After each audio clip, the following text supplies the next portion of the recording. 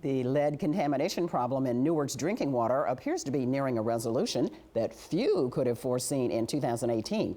News 12's Brian Donahue drove the street with a man at the center of the crisis who may have changed some minds about both himself and the city itself. I don't feel that I needed any vindication. Personally, Kareem Adeem may say he's not feeling any personal vindication. As the director of Newark Water and Sewers zigzags across the city, checking on crews replacing lead water lines. So is it leaking? He says the spring in his step is only from the success Newark has had in addressing a water crisis that drew national attention.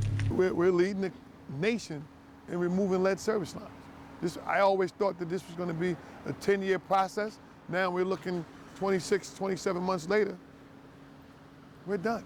But if Adeem doesn't feel like that success also serves as a proverbial Jersey State bird flipped toward his own critics, well, he's a better man than I. Because when the crisis erupted over high levels of lead in Newark's water in 2018, Adeem, newly appointed by Mayor Ras Baraka, found himself at the center of the storm.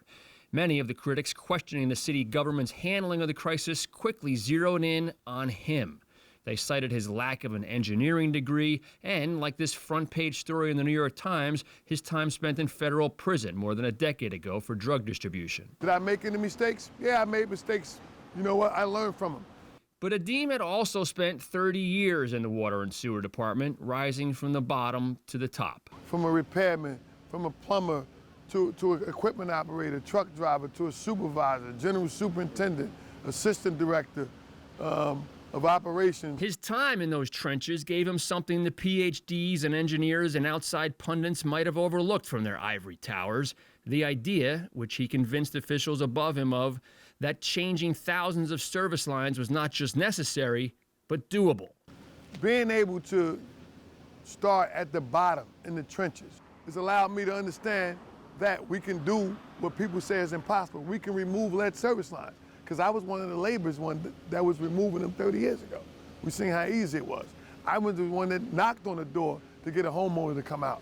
I was the one that drove the truck to fill a hole in it. Now, 20,000 holes in the ground later, those headlines are doing a 180, with the same New York Times that had called out Adeem's hiring now declaring an alleluia moment for Newark. Other experts are now calling Newark a possible national model for lead abatement. Where the world going, Newark's going to get there first. Adeem isn't planning any victory lap. No time for that anyway. The guy from the trenches has a few more trenches to inspect. From the top, of course. It's a lead line. It is a lead line. Mm-hmm. So then I got to replace that one. I'm Brian Donahue. That's Positively New Jersey. Apartment for renovation. As that lead line replacement program begins to wind down, the level of lead in Newark's water has been within acceptable levels, according to federal regulations, for 3 straight monitoring periods now.